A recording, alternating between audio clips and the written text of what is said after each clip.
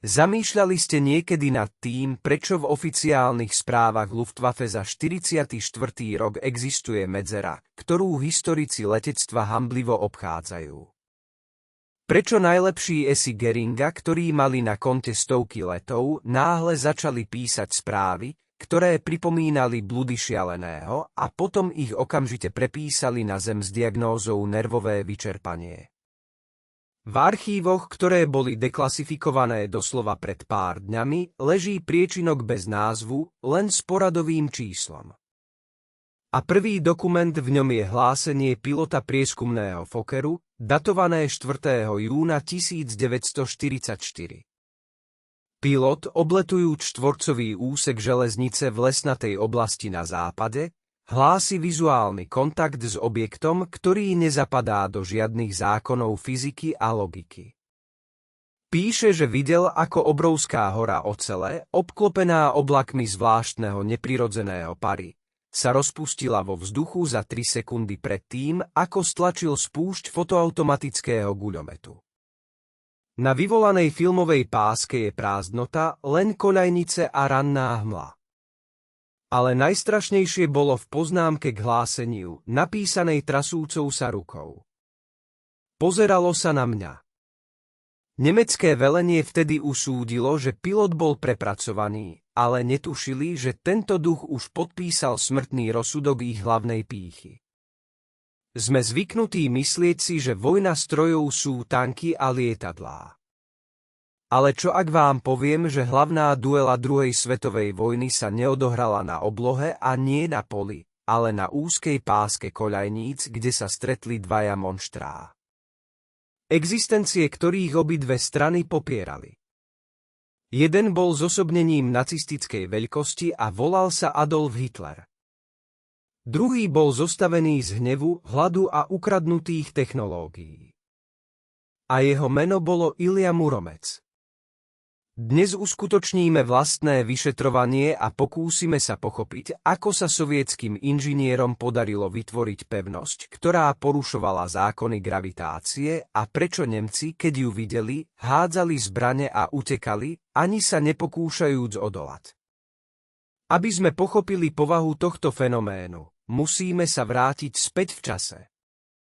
Rok 1941, hlboký chrbát, mesto Murom, železničná depo. Oficiálna história hovorí, že obrnený vlak bol postavený na podnet robotníkov vo voľnom čase.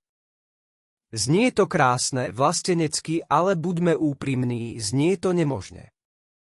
Postaviť nadmerne ťažkú bojovú jednotku bez plánov, bez financovania, na holom nadšení.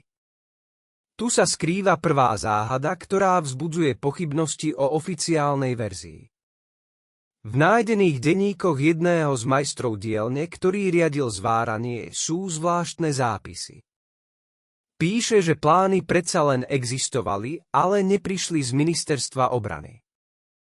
Prinášali ich zvláštni ľudia v civilnom, ktorí nikdy nenazvali svoje mená. A tieto plány boli prevedené na papieri s vodotlačami, ktoré sa v Sovietskom zväze nepoužívali. Odkiaľ prišli? Je to priemyselná špionáž alebo vývoj, ktorý bol získaný od nepriateľa ešte pred začiatkom vojny. Majster píše, že úzly a agregáty boli zostavené tak tesne, že vo vnútri vlaku takmer nezostávalo miesto pre ľudí. Bola to stroj nie pre život. To bolo vozidlo na zabíjanie, kde posádka bola len príveskom k mechanizmu. Atmosféra v depote. Ľudia pracovali 20 hodín denne, jedli prázdnu kašu, spali priamo pri strojoch, zakrývajúc sa olejovanými handrami.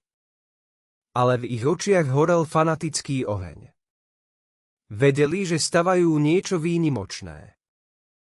Hlavným problémom bola pancierová ochrana.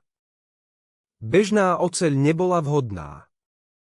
Potrebovali ochranu, ktorá vydrží priame zásahy nemeckej 88., najstrašnejšej zbraní tej doby, ktorá prepichovala tanky cez. A tu sa v histórii objavuje prázdne miesto. V dokumentoch dodávky materiálov je uvedené oceľ plechová 45 mm. Ale akýkoľvek metalurg vám povie, že obyčajný plech ocele nestačí. A tu nachádzame svedectvo, ktoré mení všetko.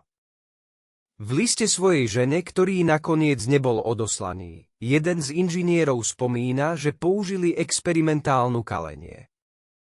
Varili sendvič, vrstvu viskóznej ocele, vrstvu betónu a opäť oceľ. Betón tlmil vibrácie a nárazovú vlnu, zatiaľ čo oceľ zadržiavala úlomky.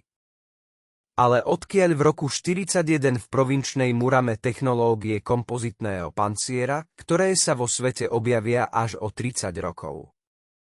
Kto im poradil toto riešenie? Odpoveď možno spočíva v osobe hlavného konštruktéra, ktorého meno je vo väčšine dokumentov zamazané čiernou farbou. Ale ochrana je len polovičná práca. Pás musí byť pohyblivý a hmotnosť bola obrovská. 2200 tón, len si predstavte toto číslo, 2200 tón kovu, munície a ľudí. Bežný párny vlak série by jednoducho nepohol s touto kolosálnou mašinou. Jeho kolesá by sa točili na mieste, obrúsením koľajníc na piliny.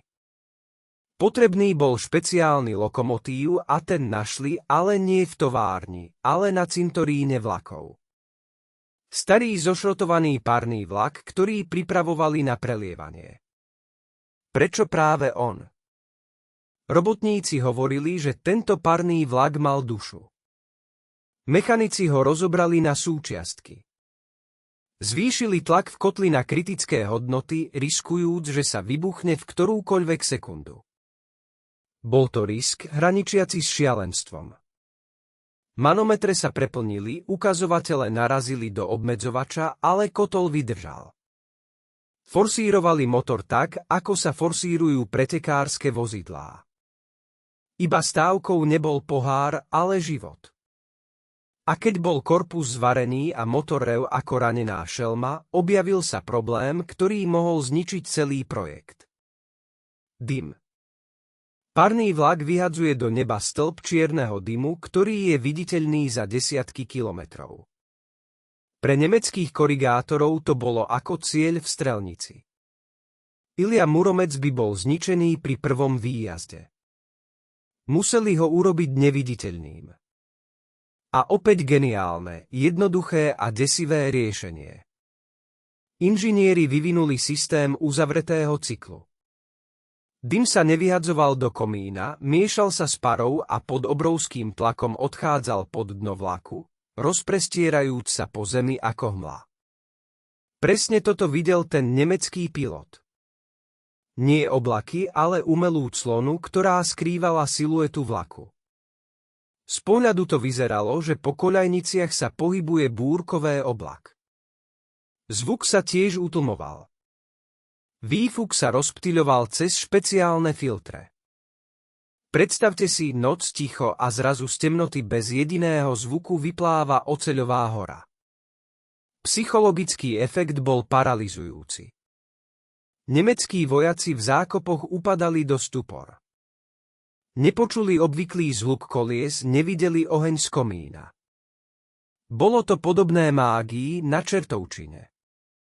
Ale najzaujímavejšie na konštrukcii Ilju Muromca je absencia vibrácií.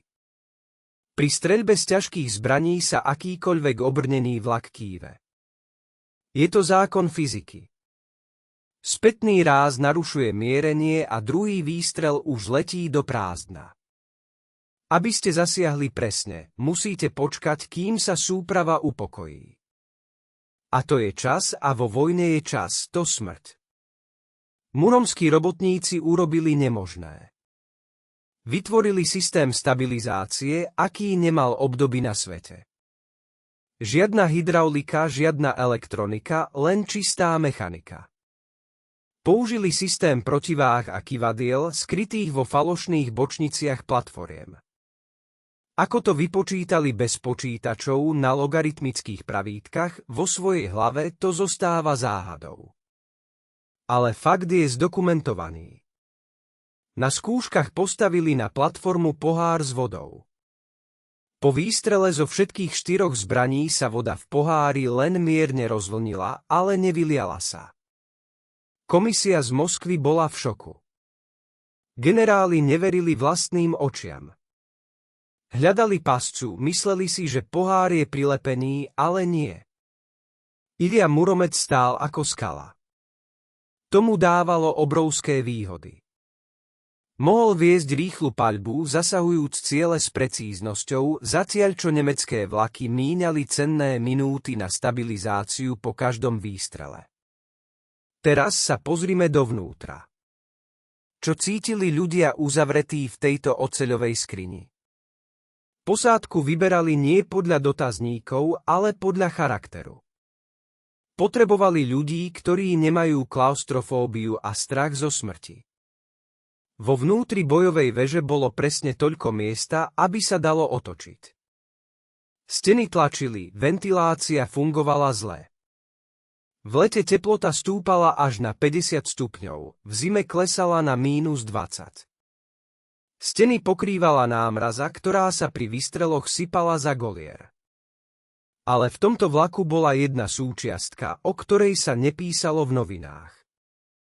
Bola to zvláštna väzba medzi posádkou a strojom. Veteráni si pamätali, že pás akoby cítil nebezpečenstvo.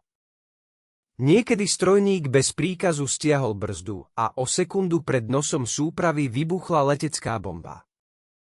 Keby prešli ešte meter, už by neexistovali. Čo to je? Intuícia alebo ten istý duch v mechanizme? Ale vráťme sa k dokumentom. V nemeckých archívoch Abwehru zo 42. roku sa začínajú objavovať znepokojivé správy. Špióni hlásia o objavení vlaku premeny na fronte. Nemci vyhlasujú lov. Za zničenie Iliu Muromca je vyhlásená odmena 10 000 ruských rubľov, železný kríž a dovolenka domov. Na prednú líniu sú presúvané špeciálne eskadrily bombardákov Stuka. Ich cieľom sú len koľajnice a vlaky. Nemeckí SA sa chvália, že roztrhnú ruskú kovovú hračku na kusy na jeden zásah. Ale prechádza mesiac, druhý, pol roka. Ilia Muromec pokračuje v boji. Objavuje sa tam, kde ho nečakajú, zasahuje s nožnicovým úderom a zmizne. Ako sa mu darí unikať pred letectvom? Veď železnica je predvídateľná trasa. Nie je kam odbočiť. Odpoveď sa skrýva v taktike, ktorú vypracoval veliteľ vlaku. Nikdy nezostávali na mieste. Pohybovali sa trhane. V noci maršový presun na 100 kilometrov. Cez deň maskovanie v hustých lesoch alebo pri priemyselných zónach. Vlak natierali podľa krajiny. V zime bol biely ako sneh, v lete škvrntý ako les, na jeseň špinavo žltý. Posádka vozila so sebou stovky vetiev, sietí, plachiet. Za 20 minút sa obrovský vlak premenil na pahorok pokrytý kríkmi. Z vzduchu ho nebolo možné odlíšiť od krajiny, ale raz sa šťastie takmer od nich odvrátilo. Stalo sa to na jar 43. Prieskum hlásil, že trasa vlaku bola vypočítaná. Nemci pripravili pascu. Minovali trate a nasadili v zálohe batériu ťažkých húfnic. Zdalo sa, že koniec je predurčený. Pás išiel priamo do pasce. Strojvodca uvidel pred sebou zvláštny lesk na koľajniciach. Bola to drôt od detonátora. Do výbuchu zostávali sekundy. Brzdiť bolo neskoro. Inercia by ťahala vlak priamo na míny. A vtedy strojvodca prijal rozhodnutie, ktoré bolo v rozpore so všetkými inštrukciami. Nezastavil, dal plný plyn. Otvoril ventily naplno, vpúšťajúc do valcov prehriaty paru. Kolesá sa roztočili šialenou rýchlosťou. Vlak sa rozbehol vpred ako náboj. Rýchlosť prekročila všetky prípustné normy. Preleteli nad mínami tak rýchlo, že spúšť sa aktivovala s oneskorením. Výbuch sa ozval za nimi, len obalil posledný vagón zemou a úlomkami. Nemeckí delostrelci v zálohe zostali ohromení. Čakali na pomalý, opatrný cieľ a okolo nich preletelo niečo rýchlosťou kurierskeho expresu, zalievajúc ich olovom z guľometov. Kým otáčali delá, vlak už zmizol za zákrutou. To bol triumf rýchlosti a drzej odvahy. Avšak hlavná zbraň Iliu Muromca bola ešte pred nimi. Inžinieri pripravovali prekvapenie, ktoré malo zmeniť pravidlá hry. Do 44. roka bol obrnený vlak vyzbrojený štandardnými delami, ale na začiatku 44. išiel na modernizáciu. Vrátil sa iný. Navonok sa nič nezmenilo. Tie isté veže, tie isté obrnené boky, ale vo vnútri sa skrývala smrť. Nemci si ani nemohli predstaviť, že Rusi prídu na to, aby na železničnú platformu umiestnili raketové systémy hromadného ostreľovania Katyuši. Ale nie len umiestniť, ale aj skryť tak, aby ich nebolo vidno až do posledného momentu. To bola technická hádanka. Raketový prúd Katyuši spáli všetko okolo.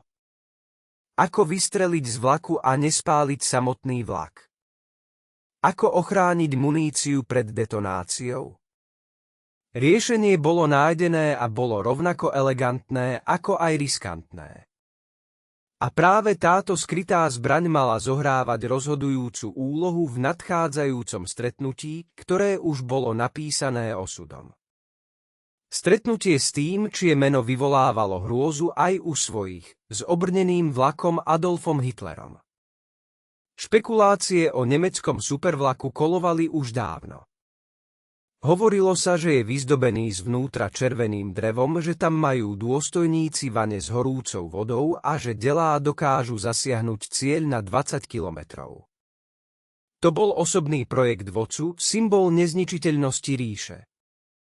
Oba tieto symboly, jeden zrobený rukami hladných robotníkov v chladnom depo a druhý, vytvorený najlepšími koncernmi Kruppa s využitím otrockej práce celej Európy, neúprosne sa približovali. Nebola to len vojna, bola to osobná vendeta. Nemci vedeli o Muramcovi. Sovietsky posádka vedela o Hitlerovi. Hľadali sa navzájom na mapách, skúmali éter, čakali na chybu. A chyba sa stala. Na začiatku júna 44. roku nemecké velenie rozhodlo využiť svoj vlajkový čln na útok na dôležitý dopravný úzol. Boli presvedčení, že v tejto oblasti Ruskí nemajú nič, čo by mohlo zastaviť takú moc. Lietadlá nelietali kvôli počasiu, tanky sa zasekávali v močiaroch. Železnica bola jedinou tepnou a po tejto tepne tiekol jed v podobe obrneného monštra so hákovým krížom na palube. Ale oni nevedeli, že oproti nim cez hmlu a dážď sa už posúva Ilia Muramec a jeho veliteľ drží prst na tlačidle, ktoré aktivuje mechanizmus nepopísaný v žiadnom nemeckom sprievodcovi. Atmosféra sa vyostrovala. Éter mlčal, ale to bolo ticho pred búrkou.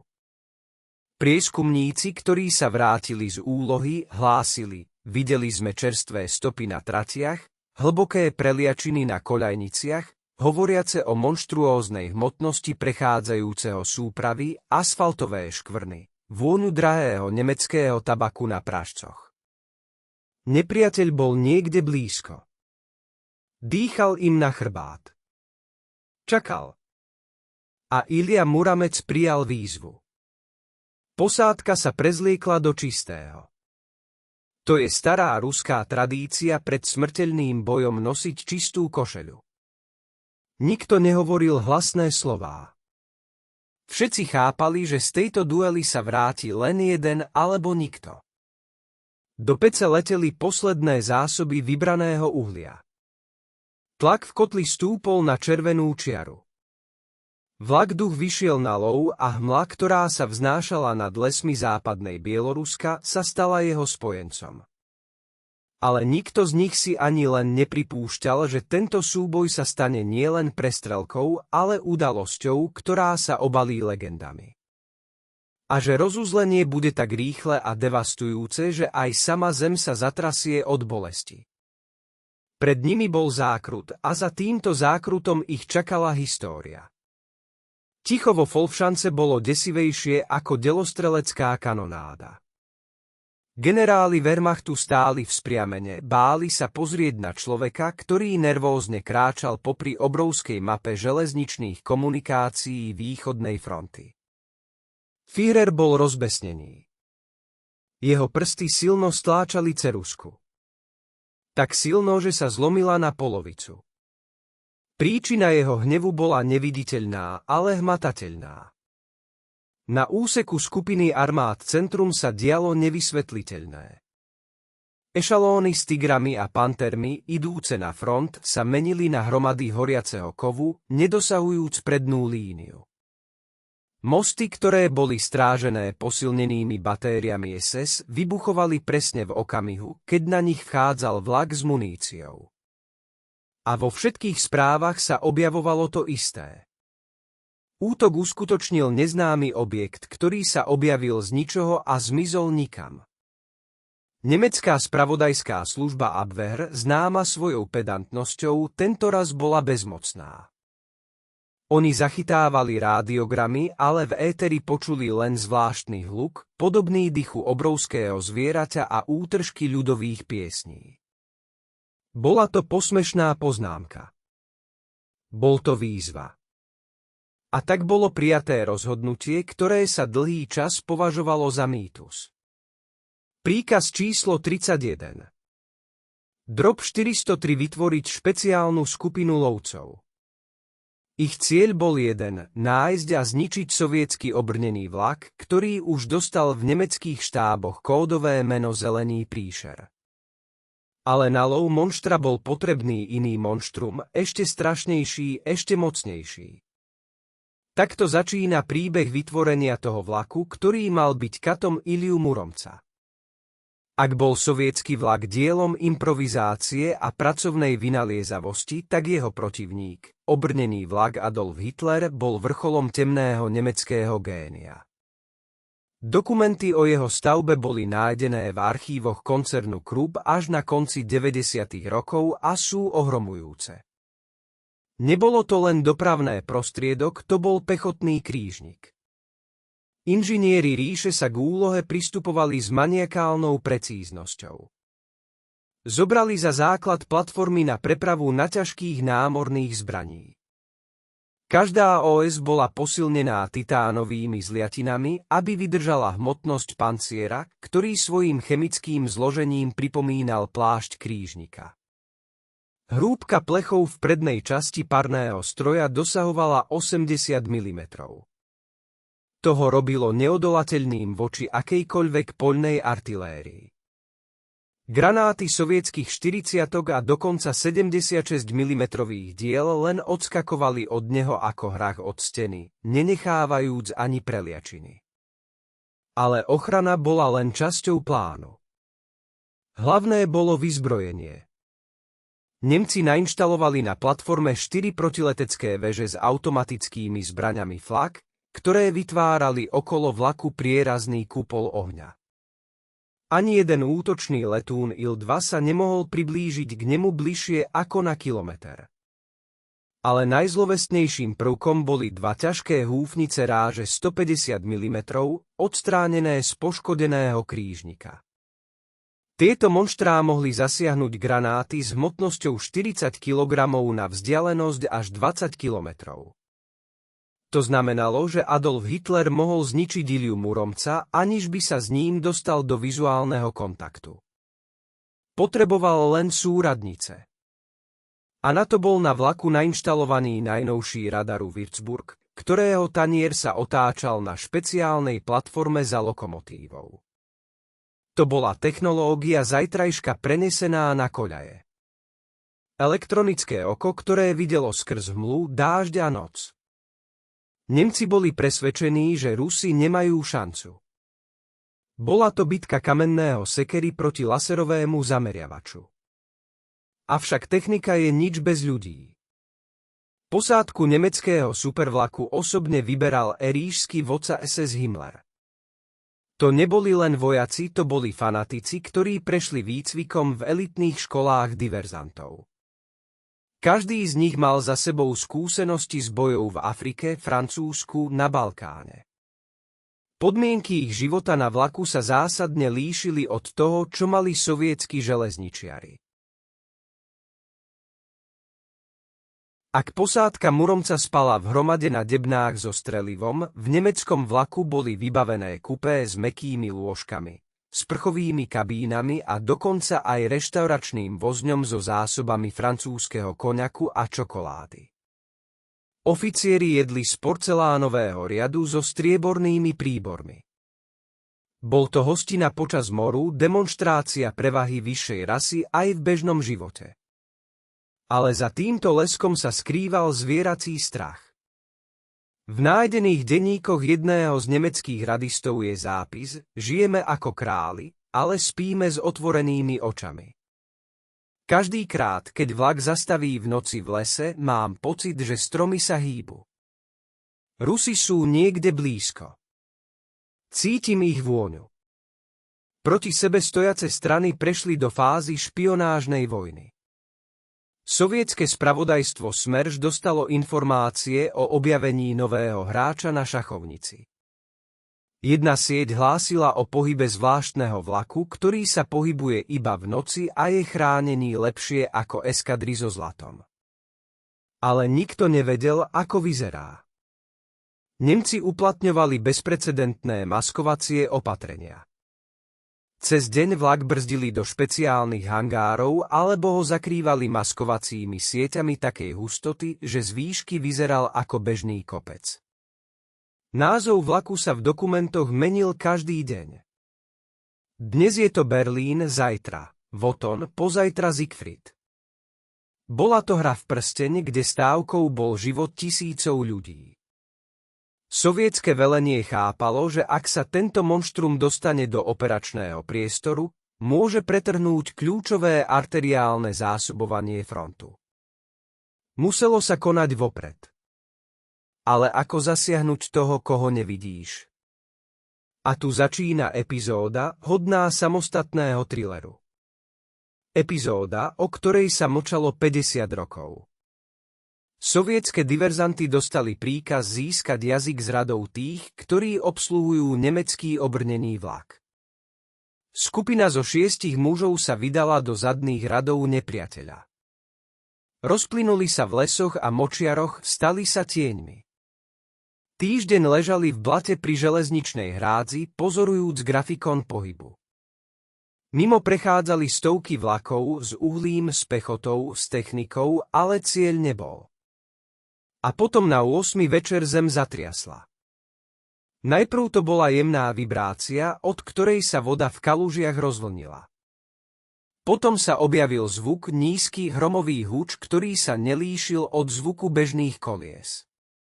Z tmy sa vynoril čierny silueta. Bol obrovský. Bol úplne temný. Žiadna svetielko, žiadna iskra. Iba matný odlesk mesiaca na hlavniach zbraní. Diverzanti pochopili, že to je on. Veliteľ skupiny prijal šialené rozhodnutie. Útok na pás pri pohybe bol nemožný, ale pás sa mal zastaviť pri vodárni. To bola jediná šanca.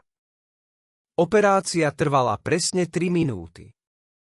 3 minúty, ktoré rozhodli o osude celej lovu.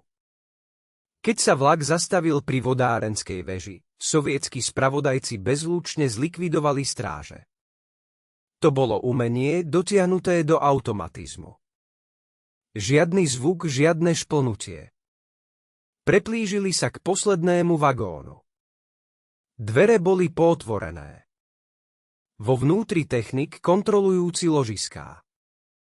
Úder vrece na hlavu a telo už letí do kríkov. Ale tu sa stalo nepredvídané. Nemecký ovčiak, spiaci v susednom kupé, pocítil cudzinca. Škrípnutí roztrhlo nočnú tichosť. Rozsvietili sa reflektory. Siréna zaviala tak, že zaliala uši. Skupina bola odhalená. Začal sa boj. Nemeckí automačíci sa sypali z vagónov ako hrach. Škvalný oheň pritlačil prieskumníkov k zemi. Odísť nebolo kam. Za nimi močiar, pred nimi stena olova. Zdalo sa, že je koniec. Prehra. Ale veliteľ skupiny, chápajúc, že živí sa nedostanú preč, urobil to, čo Nemci vôbec nečakali. Vytiahol signálnu raketnicu a vystrelil, ale nie do neba. Vystrelil priamo do otvorených dverí vagónu, odkiaľ vyskočili vojaci. Raketa, syčiac a rozhadzujúc iskry, vletela dnu a zasiahla do debny so signálnymi dymami. Vagón sa okamžite naplnil jedovatým hustým oranžovým dymom. Nemci v panike začali vyskakovať, kašľajúc a plačúce. Vznikol chaos. Využijúc túto sekundu zmätku, diverzanti sa rozbehli k lesu, ťahajúc so sebou zajatého technika. Odchádzali pod krupobitím guliek, krútiac sa medzi stromami. Dvaja zostali ležať tam pri násype, kryjúc ústup svojich druhov. Ich mená sú dodnes neznáme. Na ich hroboch nie sú kríže, len staré borovice šumia nad nimi. Ale úloha bola splnená. Zajatý bol doručený k svojim. Výsluh technika priniesol šokujúce informácie. Preukázalo sa, že Adolf Hitler nie je len obrnený vlak. Bola to mobilná laboratórium.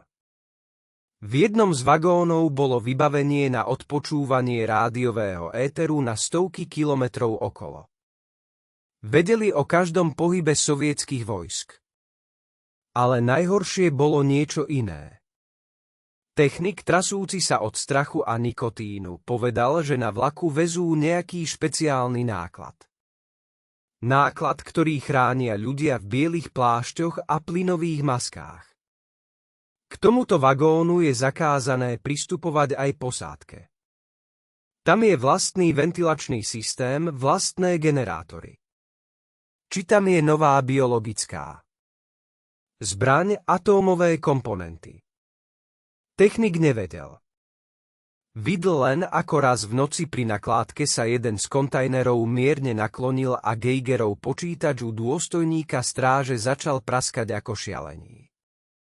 Táto informácia zmenila všetko. Teraz zničenie nemeckého vlaku sa stalo úlohou strategickej dôležitosti. Nešlo už o duel dvoch obrnených strojov, ale o zabránenie možnej katastrofe. V štábe frontu vypracovali operáciu Pasca. Nápad bol jednoduchý a geniálny, vylákať zviera z jeho brlohu. Ale ako donútiť nadmerne opatrného veliteľa nemeckého vlaku výjsť na otvorené miesto? Trebalo mu dať návnadu, ktorej sa nebude môcť vzdať. Sovietskí inžinieri za 2 dni postavili maketu. Vzali bežné tovarové platformy, obložili ich preglejkou a kartónom, natreli ich na vzľad panciera, navrhli makety diel z guľatiny. Z diaľky to vyzeralo ako presná kópia Iliu Muromca. Tomuto falošnému vlaku priradili rovnaké volacie číslo. Do éteru sa rozleteli správy, akoby od veliteľa obrneného vlaku s hláseniami o poruche a nútenej zastávke na stanici Kovel 2.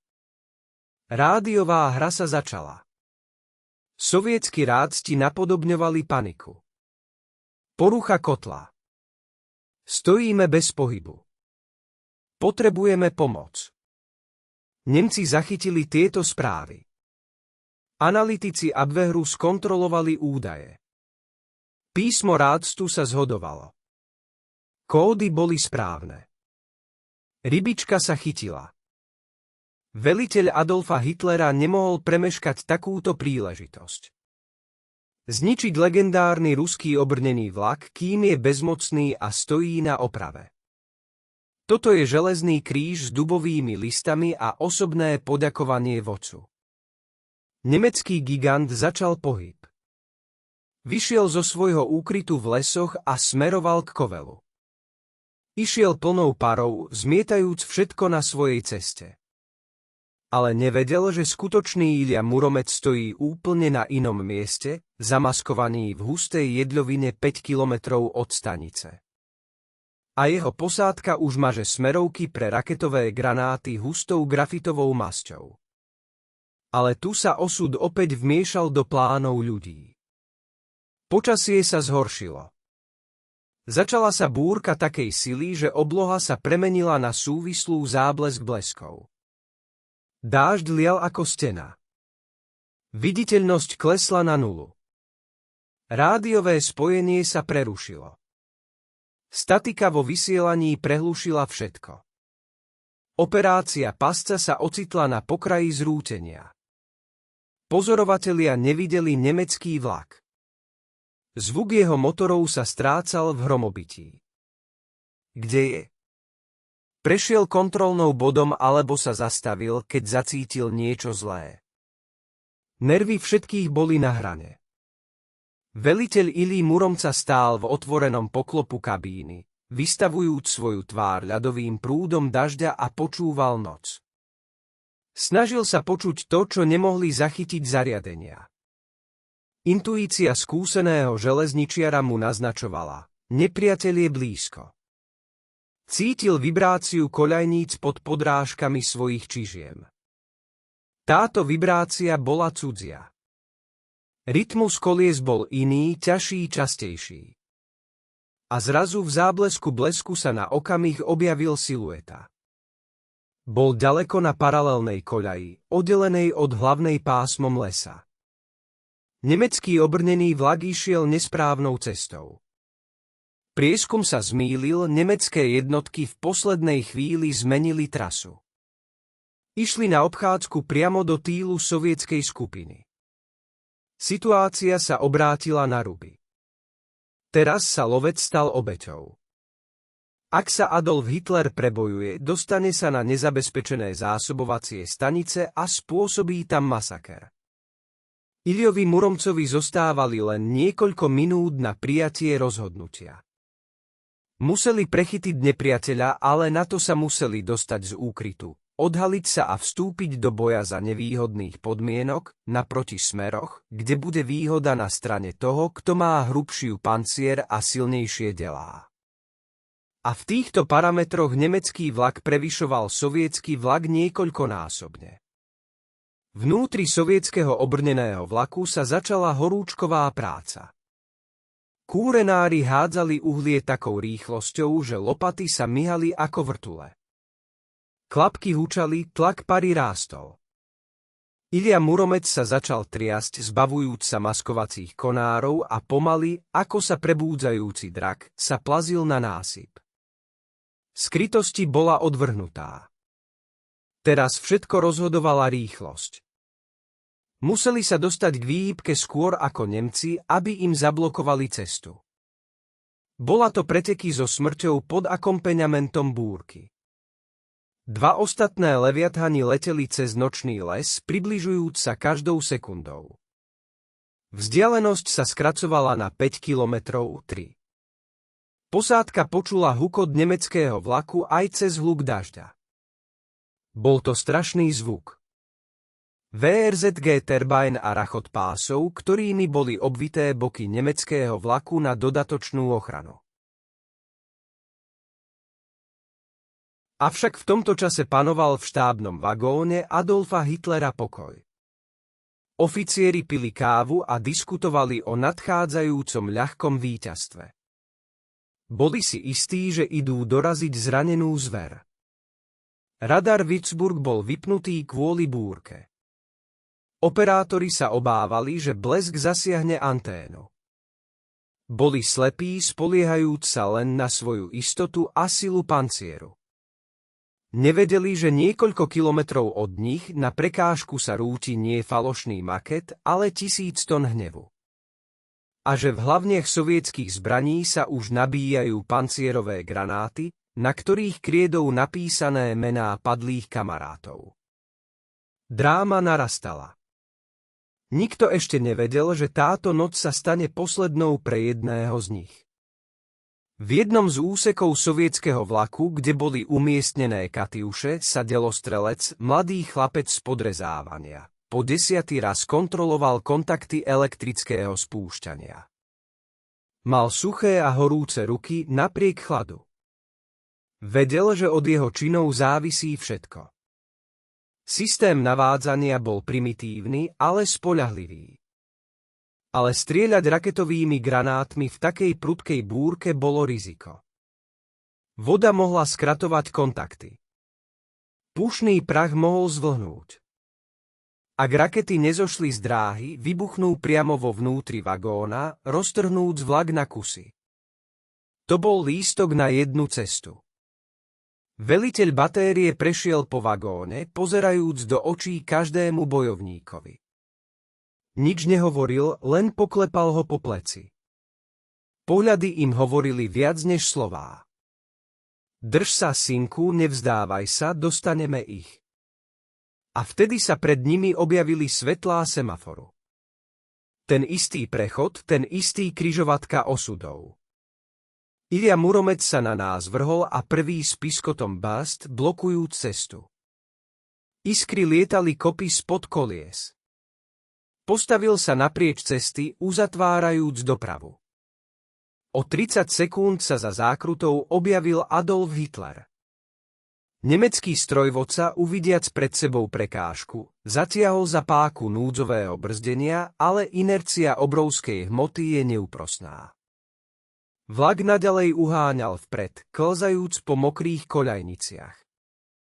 Vzdialenosť sa rýchlo zmenšovala. Teraz sa videli navzájom. Svetlo reflektorov sa skrížilo. Dve ideológie, dve technológie, dva svety sa stretli na úzkej páske zeme uprostred bieloruských polí. Čas sa zastavil. Nastala tá pravá sekunda ticha pred búrkou, keď je počuť, ako padá kvapka dažďa a ako bije srdce v hrudnej klietke. Ale to nebola len stretnutie, to bol začiatok konca pre legendu, ktorú tak starostlivo vytvárali nacistickí propagandisti. A nikto z prítomných ani netušil, aké prekvapenie pripravila sovietská posádka na prípad, že bežné granáty neprekonajú nemecký pancier. Prekvapenie, ktoré sa nachádzalo v jednoduchom drevenom boxe pod lôžkom veliteľa a o ktorom vedeli len dvaja ľudia na celom vlaku. Dva reflektory roztrhli stenu dažďa, skrížené v jednom bode ako špady duelantov. To nebola len stretnutie na koľajniciach. To bol moment, keď sa čas, ukázalo, zúžil do tesnej pružiny. Vzdialenosť medzi lokomotívami bola menej než 800 metrov. Pre modernú vojnu to bola vzdialenosť pištoľového výstrelu.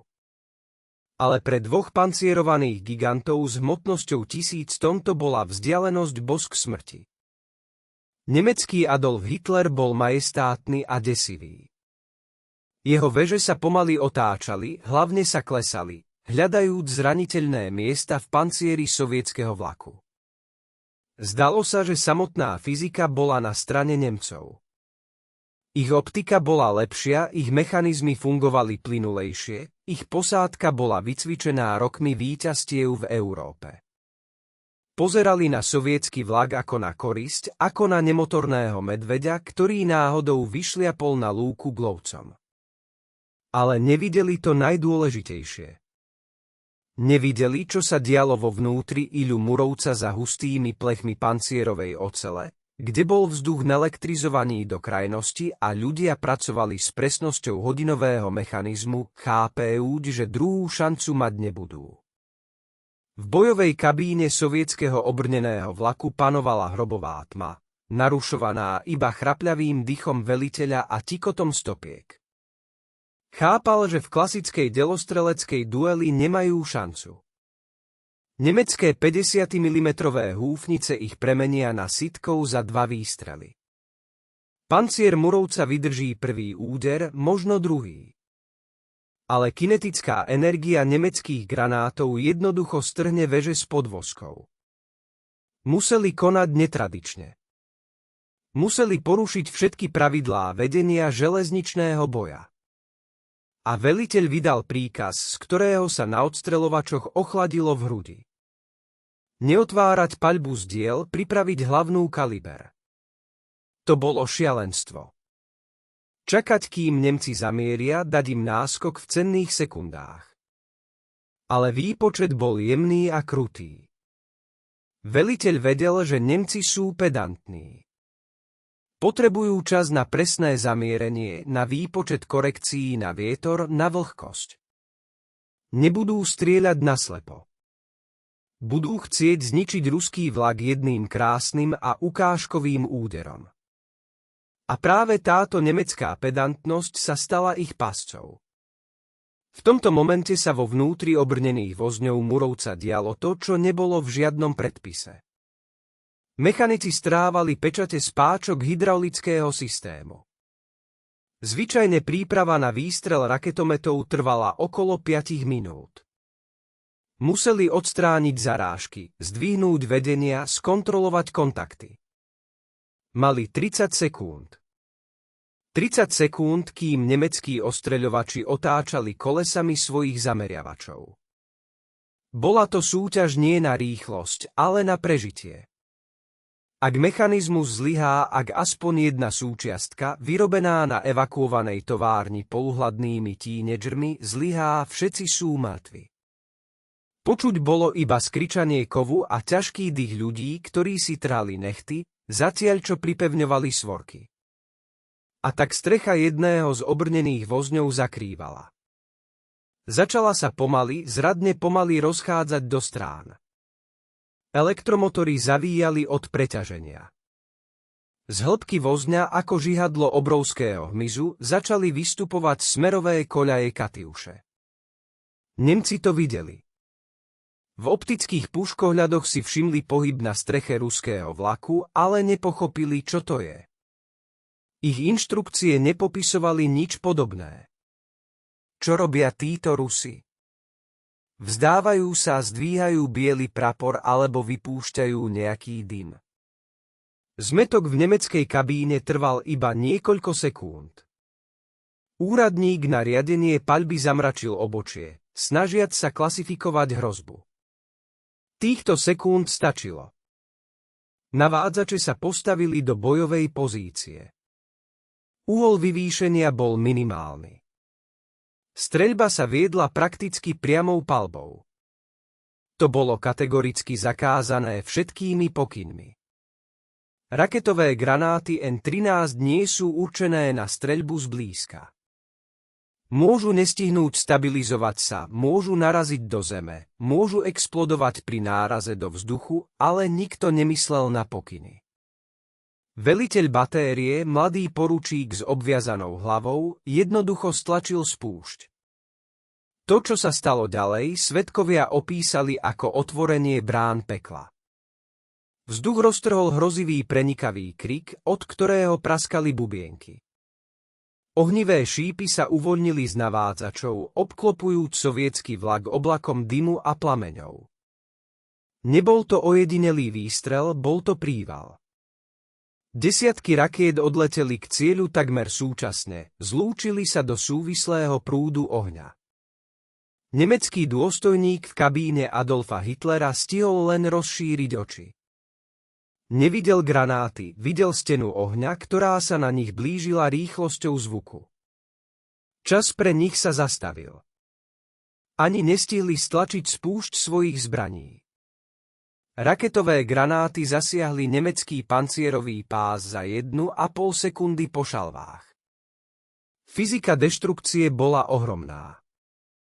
Prvý granát zasiahli do základu prednej delovej veže. Výbuch bol takej sily, že väžu s hmotnosťou 40 tón jednoducho sfúkol z platformy ako klobúk vetrom. Preletela cez lokomotív a spadla do močariska, zdvihnúc oblak blata. Ale to bolo len začiatok. Ostatné rakety udierali husto, pretrhávajúc plechy, strávajúc pancierové dosky, premieňajúc vnútro vozňov na ohnivú kašu. Jeden z granátov prešiel tendrom s vodou a uhlím a hneď detonoval ďalší. Prehliatý paraz roztrhnutých komunikácií sa zmiešal s ohňom. Ľudia vo vnútri nemeckého vlaku ani nestihli pocítiť bolesť. Teplota v epicentre výbuchu vzrástla na 1000 stupňov okamžite. Pancierová oceľ sa nerozpúšťala, ona sa vyparovala. Ale fatálny úder bol zasadený nie na zbraniach. Jeden z rakiet, akoby riadený neviditeľnou rukou osudu, zasiahla presne do kotla parného stroja, do miesta, kde tlak pary dosahoval kritické hodnoty. Efekt bol podobný výbuchu taktickej jadrovej bomby malej rádísovej akcie. Kotol roztrhol zvnútra. Gigantická sila roztrhla oceľový korpus lokomotívy, vyvrátiac ho na rúbí. Kolesové páry, vážiace tony, sa rozleteli do strán, strávajúc stáročné borovice ako zápalky. Explózna vlna sa rozšírila po súprave, strávala vozne z koľají, zmerešťujúc ich do harmoniky. Adolf Hitler, pýcha ríše, symbol neporaziteľnosti, prestal existovať ako bojová jednotka za 4 sekundy. Na jeho mieste zostala len horiaka kopa kovu, z ktorej sa vynárali stĺpy čierneho hustého dymu. Ilja Meu stál na koľajniciach zahalený v prachovom dymu. Jeho osádka mlčala. Nikto nekričal hurá. Všetci boli ohlušení. Ľudia pozerali do škár a neverili svojim očiam. Tam, kde pred minútou stál oceľový leviathan, teraz bolo ohnivé jazero. Dážď šumel, vyparujúc sa na rozpálenom kovovom troskách. Veliteľ pomaly sklonil ďalekohľad. Jeho ruky sa triasli. On chápal, že práve vykonali nemožné. Oklamali smrť. Ale uvoľniť sa bolo priskoro. Bolo potrebné uistiť sa, že nepriateľ bol úplne zničený. A najdôležitejšie bolo treba skontrolovať to, o čom hovorili spravodajci, ten tajný vagón. Prežil v tomto pekle. Špeciálna skupina sovietských bojovníkov zoskočila z násypu. Čižmy sa zabárali do blata, zmiešaného s mazutom a úlomkami. Teplo z horiaceho vlaku bolo cítiť zo 100 metrov. Približovali sa k kostolmu nemeckému súprave, opatrne, so samopalmi pripravenými. Kto vie, kto mohol prežiť na chvoste vlaku. Ale odpor neexistoval. Okolo ležali zdeformované súčiastky, kusy uniforiem, rozstavené zbrane. Obraz bol apokalyptický. Akoby obrovský kladivo udrelo na vlak zhora, rozpláclo ho o zem. Bojovníci sa posúvali k stredu súpravy, tam, kde podľa údajov spravodajstva mal byť štábny vagón a ten špeciálny náklad. A konečne ho našli. Medzi chaosom zničenia jeden vagón vyzeral zvláštne prežívajúci. Bol zvrnutý z vozíkov. Ležal na boku, na poli ponorený do bažinovitej pôdy, ale jeho korpus nebol roztrhnutý. Bol to celokovový kontajner bez okien s hrubými dverami. Pripomínajúci trezor. Na boku sa len s námahou dalo rozpoznať zvyšky označenia. Červený orol a nejaké čísla, ktoré sa nepodobali na štandardné armádne indexy. Kov vagónu bol studený. To bolo anomálne. Okolo sa rozhorieval plameň, horila obšívka susedných platformiem a tento vagón akoby vyžaroval chlad. Bojovníci si vymenili pohľady. Veliteľ skupiny pristúpil k dverám. Kľučka chýbala, len kormidlo ako na ponorke. Pokúsil sa ho otočiť. Zasekol sa, pomoc sem. Zakričal, snažiac sa prekričať šum požiaru. Dvaja bojovníci sa snažili s páčidlami. Kov zavrčal. Dvere, ktoré vážili možno 0,5 tony, sa len neochotne uvoľnili. Zvnútra nezapáchala spálenina alebo hniloba, ale ozón, taký ostrý zápach, aký býva počas búrky alebo v rentgenovom kabinete. Tma vo vnútri vagónu bola hustá, takmer hmatateľná. Veliteľ posvietil dovnútra trofejným baterkou. Lúč svetla vytiahol z tmy podivné prístroje, rozbité stupnice, zväzky káblov a ešte jeden kontajner. Menší olovený, hermeticky uzavretý. Bol pripútaný reťazami k podlahe. Vedľa neho ležal človek v bielom plášti, mŕtvy. Ale na ňom nebolo viditeľných rán. Jeho tvár bola zdeformovaná grimasou hrôzy a ruky zvierali zložku s dokumentmi tak silno, že prsty zbledli. Veliteľ skupiny, skúsený spravodajca, ktorý prešiel Stalingradom, pocítil, ako mu vlasy na zátilku vstávajú dúbkom.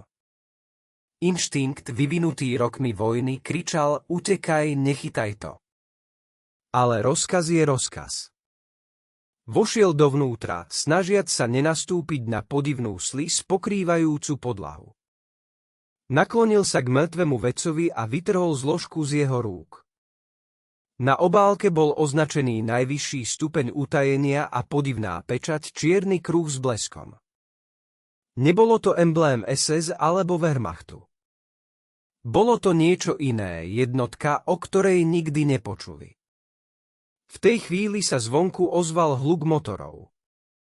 Nemecké posily? Nie. Zvuk bol iný. Ku miestu havárie sa blížili Willisy a nákladné autá. Bola to skupina NKVD, ktorá sledovala obrnený vlak, zostávajúc v tieni. Objavili sa tak rýchlo, ako by čakali práve na tento moment. Z aut vyskočili ľudia v kožených plášťoch a uniformách s modrými výložkami. Konali tvrdo a rýchlo, uzavreli oblasť havárie, odohnali bojovníkov obrneného vlaku. Veliteľ skupiny NKVD, plukovník s chladnými rybími očami, pristúpil k vagónu. Ani sa nepozrel na horiaci nemecký vlak. Zaujímal ho len tento kontajner. Všetci odstúpte na 100 metrov, prikázal hlasom, ktorý nepripúšťal námietky. Zabudnite na všetko, čo ste tu videli. Tento boj neexistoval. Tento vagón neexistuje. Vojaci si vymenili pohľady. Práve zničili hrdosť Hitlera a teraz im prikazujú zabudnúť. Ale hádať sa z NKVD v 44. roku bolo rovné samovražde. Posádku Muramca odprevadili k svojmu vlaku. Z diaľky videli, ako červení vyniesli olovenú krabicu, naložili ju do uzavretého nákladného auta s posilnenou ochranou a okamžite sa vybrali do tmy. Zložku s dokumentmi plukovník vzal osobne, schoval ju do svojho kufríka tak rýchlo, ako by mu pálila ruky. Zvyšok nemeckého vagóna poliali niečím z kanistrov a pristúpili. Plameň vzplanul podivnou zelenkastou farbou, polcujúc dôkazy. Po 10 minútach od tajnej laboratória zostal len rozstavený skelet. Ilia Voremec odchádzal z miesta boja cúvaním. Musel sa vrátiť na bezpečný úsek. Vo vnútri vlaku panovalo zvláštne ovzdušie. Radosť z víťazstva sa miešala s úzkosťou. Vyhrali áno, ale dotkli sa tajomstva, ktoré bolo zjavne väčšie než len vojna dvoch armád. Strojvodca, pozorujúc manometre, si všimol zvláštnosť. Po tom, čo stáli pri nemeckom vagóne, sa ručičky prístrojov začali správať nevhodne. Kompas sa točil ako špirála. Hodinky celej posádky sa zastavili presne v okamihu, keď otvorili nemecký vagón. 3 hodiny 42 minút. Bolo to podobné účinku mocného magnetického poľa alebo niečoho iného, čie pôvod im nebolo známe. Na nasledujúcej stanici ich už čakali, ale nie orchester a kvety. Čakali ich osobisti. Začali sa nekonečné výsluchy.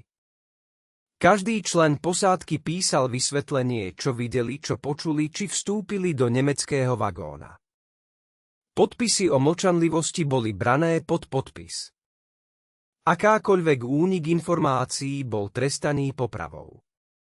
Oficiálna verzia pre správy informačného úradu bola suchá. Na jednom z úsekov frontu bol zničený veľký transport s muníciou nepriateľa. Ani slovo o Adolfovi Hitlerovi, ani slovo o dueli, ani slovo o podivnom náklade. Príbeh bol prepísaný a vyčistený v ten istý deň. Napriek tomu existujú veci, ktoré nie je možné úplne skryť. Fámy ako voda nachádzajú škáry. V opravárenských dielňach, kam Ilia Muromec prišiel na technickú prehliadku, pracovníci šepkali. Videli podivné stopy na pancieri vlaku. To neboli stopy od šrapnelov. Na niektorých miestach sa kov zmenil na štruktúru. Stal sa krehkým ako sklo. Ako by vlak bol vystavený účinkom neznámeho žiarenia, ktoré starnúce kov na stovky rokov za niekoľko minút. Chemická analýza, ktorú vykonala závodná laboratórium, ukázala prítomnosť izotopov, ktoré sa v prírode nevyskytujú. Výsledky analýzy boli okamžite zabavené a laborant, ktorý ju vykonal, bol nečakane preložený na iný závod, na Ural, a spojenie s ním sa prerušilo. Čo teda bolo v tom kontajneri?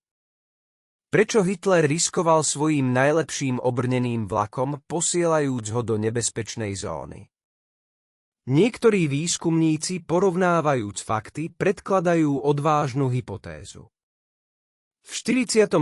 roku Nemecko zúfalo hľadalo zázračnú zbraň. Zázračná zbraň.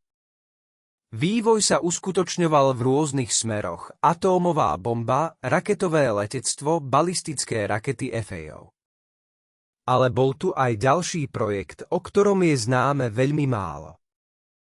Projekt Kolokoal alebo Glock, zariadenie, ktoré malo údajne schopnosť manipulovať s gravitáciou a časom. Svedectvá naznačujú, že pri skúškach tohto zariadenia sa odohrávali zvláštne javy, žiarenie, zamrzanie kvapalín, úhyn rastlín. Opis efektov pozoruhodne súhlasí s tým, čo videli bojovníci pri rozbitom vagóne: chlad, ozón, zastavenie hodín. Je možné, že Adolf Hitler prevážal prototyp motora pre diskolety, ktoré, podľa legend, sa vyvíjali v hlbinách nemeckých laboratórií. Alebo to bol komponent pre špinavú bombu, ktorou nacisti plánovali zastaviť postup Červenej armády. Nevieme presnú odpoveď, ale vieme, čo sa stalo s ľuďmi, ktorí sa pozreli do tej priepasti. Veliteľ prieskumnej skupiny, ktorý prvý vstúpil do vagóna, zomrel pol roka po vojne. Diagnóza: akútna leukémia. Choroba ho zabila za 2 týždne. Iní bojovníci z tej skupiny tiež odišli zo života podozrivo skoro. Niektorí z zvláštnych chorôb krvi, iní v dôsledku nehôd. Ako by nejaká sila likvidovala svedkov, vymazávajúc pamäť o tom ráne pod kovelom. Ale stihli povedať niečo svojim blízkym šeptom v kuchyniach. O niekoľko rokov neskôr hovorili o svetle, ktoré bolo tmavšie než noc, a o pocite, že vo vnútri toho vagóna bol niekto živý, ale nie človek. Ilia Muromec pokračoval svojou cestou na Berlín. Stal sa legendou, prízrakom, ktorého sa báli Nemci. Ale posádka sa zmenila. Ľudia sa stali uzavretými, zamračenými. Niesli v sebe pečať tajomstva. Vedeli, že ich víťazstvo nie je len porážka nepriateľa, ale aj dotyk s niečím zakázaným. A za každým, keď vlak vošiel do hmly, zdalo sa im, že z bielej hmloviny na nich hľadí ten istý čierny orol z rozbitého nemeckého vagóna. Vojna strojov sa skončila, ale začala sa iná vojna. Vojna za tajomstvá, ktoré môžu zničiť svet rýchlejšie než ktorýkoľvek tank. A v tejto vojne sa obrnený vlak Ilia Muromec stal nevedomým strážcom kľúča, ktorý hľadali tajné služby všetkých svetových mocností. Ale kde je tento kľúč teraz? Spálil sa v peci histórie alebo leží v nejakom zabudnutom špeciálnom úkryte, čakajúc na svoj čas? Odpoveď môže byť bližšie, než si myslíme. Po dueli pod Kovelom mala história obrneného vlaku Ilia Muromec pokračovať podľa zvyčajného scenára hrdinskej kroniky. Oprava, doplnenie munície, nové boje a cesta na Berlín. To, čo sa dialo so súpravou a jej posádkou v nasledujúcich mesiacoch, viac pripomínalo scenár psychologického hororu než vojenskú dokumentaristiku. V deklasifikovaných lekárskych záznamoch členov posádky, datovaných júlom 1944, sa začínajú objavovať zvláštne poznámky. Neboli to zranenia od šrapnelov alebo otras mozgu. Bola to neznáma patológia. Ľudia, ktorí roky žili v harmónii s železom a uhlím, zrazu začali mať strach zo svojho vlastného vlaku.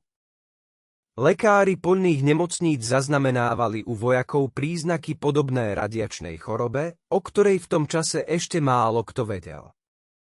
Vypadávanie vlasov, krvácanie ďasien, neustála nevoľnosť a nevysvetliteľný pocit panického strachu, ktorý prichádzal vo vlnách. Stačilo, aby sa priblížili k pancierovaniu bližšie ako na 5 metrov. Ale dozimetre v tom čase v bežných jednotkách neboli a diagnózu stanovili ako štandardné bojové vyčerpanie. Napriek tomu sa šepoty v kasárňach stávali čoraz hlasnejšími. Hovorilo sa, že vlak sa nakazil, že po kontakte s tým nemeckým vagónom a jeho obsahom kov Múromca absorboval niečo cudzorodé, niečo zlé. Zvláštnosti pokračovali v opravárenskom depu v oslobodenom Minsku, kam súprava prišla na opravy po boji.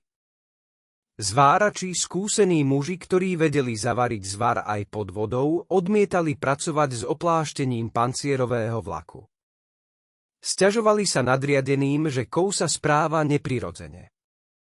Pri pokuse o nalepenie záplaty na dieru začal starý pancier potiť. Na povrchu sa objavili kvapky olejovitej kvapaliny červenohnedej farby, ktorá okamžite vyprchala so zápachom síry.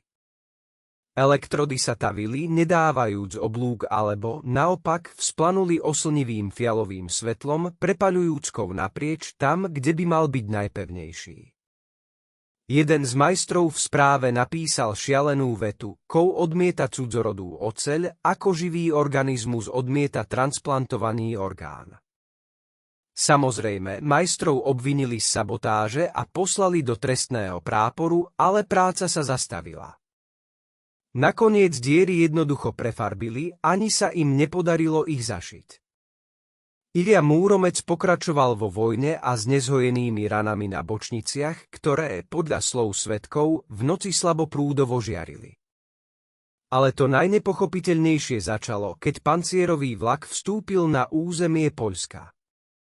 Miestni obyvatelia, zvyknutí na hrôzy vojny, sa krížili a zamykali okenice, keď počuli prichádzajúcu súpravu. Zvuk jeho pohybu sa zmenil.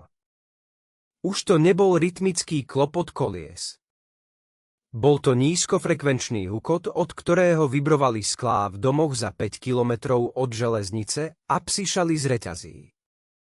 V archívoch poľského odporu sa zachovali hlásenia o čiernom drakovi, ktorý prechádza stanicami, nezastavujúc sa a zanecháva po sebe chladný vzduch uprostred horúceho augusta. Teplota v okruhu 100 metrov od koľají po prejdení vlaku klesala o 10 až 15 stupňov. Voda v studniach zamrzala. To protirečilo všetkým zákonom termodynamiky. Prehriatý parný vlak by mal vyžarovať teplo, nie chlad. Sovietskí fyzici, ktorí skúmali tieto správy v 50. rokoch, vysunuli hypotézu, že vlak sa mohol dostať do zóny pôsobenia neznámeho poľného generátora, ktorý sa nachádzal na palube zničeného Adolfa Hitlera a teraz sa sám stal nositeľom zvyškov energie, ktorá vyžarovala teplo z okolia. Vyvrcholením tohto obdobia sa stala história s Jablonovským tunelom. Tento incident vôbec neexistuje v oficiálnej kronike bojovej cesty vlaku, ale je podrobne opísaný v osobnom denníku náčelníka spravodajskej divízie, ktorý dozeral na pohyb súpravy. Na jeseň roku 1944 mal Ilja Muromec tajne prejsť cez dlhý železničný tunel v Karpatoch, aby sa dostal na flank nemeckej skupiny. Tunel bol skontrolovaný ženistami, míny neboli zistené. Dĺžka tunela bola 3 kilometre. Pri rýchlosti 40 km za hodinu mal vlak prejsť tunelom za 4,5 minúty. Vlak vošiel do portálu tunela presne o 14 hodín. Na výstupe ho čakali korektory paľby. Prešlo 5 minút. Vlak nie je. Prešlo 10. Ticho. Spojenie s posádkou sa preruší okamžite, ako sa posledný vagón stratí v tme. 15 minút. 20. Panika začala ovládať čakajúcich. Sutinami diverzia, ale výbuch nebolo počuť. Vlak vyšiel z tunela po 42 minútach, ale vyšiel iný, než akým vošiel. Čerstvá farba, ktorou ho pokryli pred operáciou, sa olupovala a zosivela, ako by neuplynuli polhodina, ale polstoročia. Kovové zábradlia zhrdzaveli až na diery, ale najhoršie to bolo s ľuďmi. Posádka, mladí chlapci, vyšla na svet ako starci. 20-ročným bojovníkom sa objavili šediny. Ich tváre boli pokryté hlbokými vráskami a v očiach zamrzlo vyjadrenie absolútneho prázdna. Nepamätali si, čo sa v tuneli odohralo. Pre nich uplynuli tie isté 4 minúty, ktoré mali. Nevšimli si oneskorenie, ale ich biologické hodiny ubehli dopredu o 10 ročie. Veliteľ vlaku s ťažkosťami pohybujúc jazykom podal správu o splnení úlohy, ale jeho hlas bol hlasom hlbokého starca. Vlak bol okamžite odvezený do zázemia.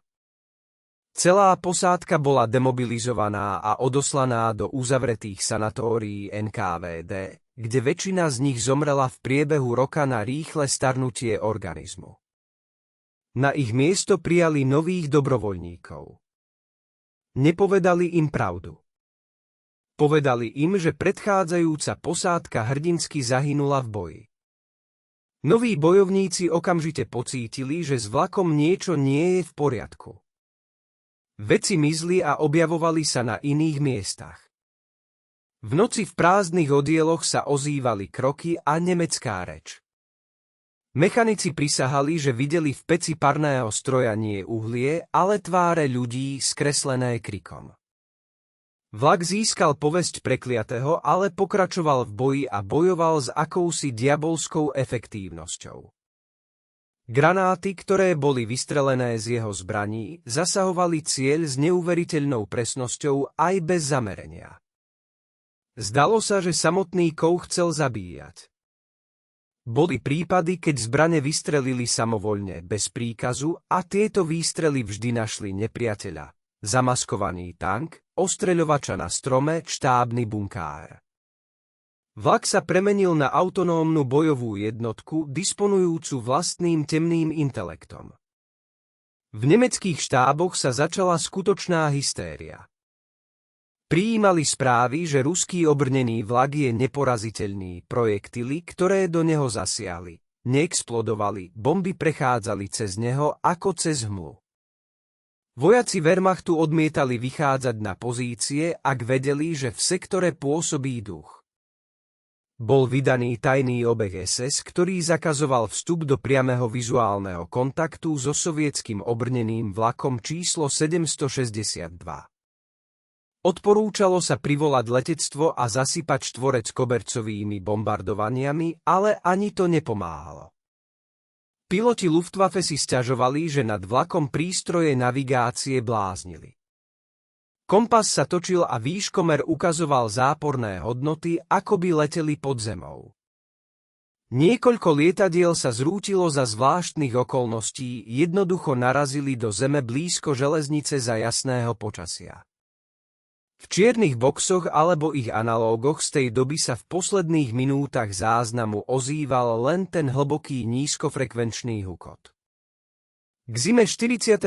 roku sa Ilja Muromec zmenil navonok na nepoznanie. Už to nebol ten presný a štíhly obrnený vlak, ktorý vychádzal z brány muromského depa. Bol to monštrum pokryté trofejnou ochranou, ktorú posádka pribíjala na starú v snahe zakryť žiariace škvrny. Bol ovíjaný reťazami vrecia s pieskom kmeňmi. Na prednej platforme niekto privaril obrovskú lebku zubra, nájdenú v Bialoviežskej púšti. Vyzeralo to ako totem, ako idol barbarov. Polipruky sa snažili donútiť ich, aby odstránili toto temné zlo, ale posádka stála za svojím. Verili, že táto lebka odháňa zlých duchov, ktorí sa usadili vo vlaku po tuneli. Disciplína na palube sa stala svojráznou. Nebola to predpisová vojenská disciplína, ale usporiadanie pirátskej lode. Podriadili sa len svojmu veliteľovi a vôli vlaku. Najvyššie velenie to prehliadalo. Kým vlak ničil Nemcov po kúskoch, jeho zvláštnosti tolerovali. Víťazstvo bolo dôležitejšie ako predpis. Raz počas zastávky na malej poľskej stanici prišiel k vlaku miestny veštec. Staršia cikánka, keď uvidela čierny siluetu lokomotívy, zrazu padla na kolená a začala vyť. Kričala, že tento vlak vezie nie vojakov, ale duše mŕtvych a že nikdy nezastaví, ani keď vojna skončí, že je prekliaty blúdiť po koľajniciach večne, kým neuskutoční pokánie za dotyk so zakázaným poznaním. Vojaci starú ženu vyhnali, ale pocit zostal. Večer toho istého dňa mal jeden z nabíjačov nervový zrútenie. Pokúsil sa odpáliť seba granátom v artilérskom sklade, kričiac, že počuje hlasy z podlahy vagóna, ktoré žiadajú krv pre motor. Zbehli sa k nemu, ale granát stihol vytiahnuť. K explózii nedošlo. Zápal sa spustil, ale zapaľovač nevybuchol. Ešte jedno zázrak. Alebo sa vlak sám ochránil potlačením chemickej reakcie výbuchu. Približujeme sa k rozlúšteniu toho, prečo bol tento fenomenálne efektívny bojový mechanizmus tak rýchlo rozpadnutý a zničený hneď po víťazstve. Nie preto, že zastaral, ale preto, že sa stal nebezpečným. Nebezpečným nie pre nepriateľov, ale pre samotnú realitu. Dokumenty svedčia o tom, že vo februári 45. roku dorazila do štábu frontu skupina vedcov z Moskvy na čele s budúcim akademikom, ktorého meno je doteraz utajené. Priviezli so sebou objemné vybavenie, vlak zatlačili do slepej uličky, obklúčili vojakmi NKVD a 3 dni vykonávali merania. Vedci sa pohybovali okolo vozňov v olovených oblekoch. Čo tam našli? V konečnej správe je veta, od ktorej stúhne krv. Objekt 762 vykazuje znaky lokálneho skreslenia priestorovo-časového kontinua. Ďalšia exploatácia predstavuje hrozbu globálneho charakteru. Odporúča sa úplná izolácia. To znamená, jednoducho povedané, pás sa stal dierou v realite. Neznel radiáciou, znela časom. Práve preto sa posádka stárla. Práve preto projektily leteli tam, kam chcel vlak. Skrivil priestor okolo seba a s každým dňom sa tento efekt zosilňoval. Ak v 44. to boli minúty, tak k 45. sa polomer anomálie mohol rozšíriť na kilometre. Predstavte si zbraň, ktorá nielenže zabíja nepriateľa, ale vymazáva ho z času alebo stárne do stavu prachu za sekundu. To by bola absolútna zbraň, ale bola by nekontrolovateľná. Sovietske vedenie, stojac na prahu vytvorenia atómovej bomby, sa vystrašilo toho, čo nemohlo pochopiť. Bolo prijaté rozhodnutie dotiahnuť vlak do konca vojny, využívajúc jeho moc naplno a potom sa ho zbaviť čo najskôr, kým nenapáchal nešťastie. Ale Ilia Múromec sa nechcel len tak vzdať. Cítil blížiaci sa koniec. V posledných bojoch na prístupoch k Kodoru sa správal ako besný zviera. Spotreba munície presahovala všetky normy. Parový vlak revoval tak, že praskali rúrky. Ako by sa snažil naposledy najesť vojny. A tak vo Frankfurte nad Odrou sa odohral posledný, najzáhadnejší incident jeho bojovej biografie. Vlak mal podporiť paľbou prepravu sovietskych vojsk. Nemci sa zúfalo bránili. Most bol vyhodený do vzduchu. Ilia Múromec vyroloval na nábrežie a otvoril uragánový paľbu. A v tú chvíľu, podľa svedectiev stoviek vojakov, sa vlak rozdelil. Na sekundu všetci videli dva vlaky. Jeden reálny z železa a blata, strieľajúci na nepriateľa, a druhý prízračný, polopriehľadný, ktorý sa otrhol od koľajníc a išiel vzduchom nad vodou priamo na nemecké pozície. Nemci, uvidiac letiací vlak, hodili zbrane a utekali. Táto psychologická útok stála ich mesto. Ale keď sa dym rozptýlil, na koľajniciach stál iba jeden súprava. Bol rozžeravený do červena. Farba na ňom úplne vyhorela a vyzeral ako kostra, práve vytiahnutá z pece krematória. To bolo začiatkom konca. Rozkaz o rozdelení už bol podpísaný. Ale ako zničiť to, čo možno už nie je úplne hmotné? Ako prerezať autogénom to, čo skrýva priestor? Úloha na zneškodnenie legendy bola zverená špeciálnemu inžinierskému bataliónu. A táto operácia sa stala poslednou bitkou Ilí Múromca. Bitkou nie s Nemcami, ale so svojimi tvorcami, ktorí sa rozhodli zabiť svoje dieťa. No o tom v nasledujúcich dokumentoch, ktoré sa nám podarilo získať z archívu so známkou uchovávať večne. Oficiálny príkaz o zrušení 31. samostatného divízneho pluku obrnených vlakov, do ktorého patril Ilia Muromec, bol podpísaný v júli 1945. Na papieri to vyzeralo ako bežná byrokratická procedúra. Vojna skončila, armáda sa zmenšovala, stará technika išla do šrotu. Ale to, čo sa dialo na vedľajších koľajniciach pod Muromom, kam previezli legendárny vlak, viac pripomínalo tajnú popravu než likvidáciu. Zvyčajne sa vlaky rozoberajú pokojne, demontujú sa zbrane, odstraňujú cenné súčiastky a trup sa rozreže na šrot. Tu však bolo všetko inak. Územie obkolesili 3 bezpečnostnými kruhmi. Okolo perimetra postavili veže s guľometmi, nasmerovanými nie von, ale dovnútra na samotný vlak. Robotníkov priviezli z iných regiónov, odobrali im pasy. Zakázali im rozprávať sa s miestnymi. Atmosféra bola taká, ako by sa chystali rozoberať nie parný vlak, ale mimozemskú loď, ktorá môže v každom momente explodovať alebo odletieť. Prvým krokom bolo odstránenie Katyuš, tých najtajnejších zariadení, ktoré rozhodli o výsledku duelu s Adolfom Hitlerom. Inžinieri, ktorí prišli z Moskvy, pracovali v oblekoch chemickej ochrany. Nebáli sa jedu, báli sa zvyškovej energie. Keď začali odskrutkovať skrutky upevnenia smeroviek, stalo sa niečo nevysvetliteľné. Skrutky zakalené v bojoch praskali samé od seba pri dotyku s kľúčom ako sklo. Kov stonal. Robotníci počuli hučanie prichádzajúce z hĺbky vozňov, podobné nízkemu hromženia. Jeden z inžinierov, mladý chlapec, náhle omdlel. Keď ho priviedli k vedomiu, mumlal niečo nezmyselné o čiernych niťach virt, ktoré sa tiahnu od vlaku k nebu. Ihneď ho odviezli a už ho nikto viac nevidel. Zariadenia nakoniec odrezať autogénom spolu s kusmi strechy, naložili do olovených kontajnerov a odviezli na skladisko Kapustín Jar. Hovorí sa, že pri ich prelievaní päť zlyhala. Taviaci krb praskol a rozstaveníkov vytečie, vytvárajúc na podlahe dielne zvláštny vzor, pripomínajúci mapu hviezdnej oblohy.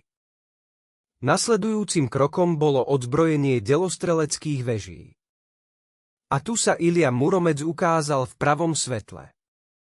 Keď k veži hlavného kalibru priložili rezací prístroj, väža sa sama otočila.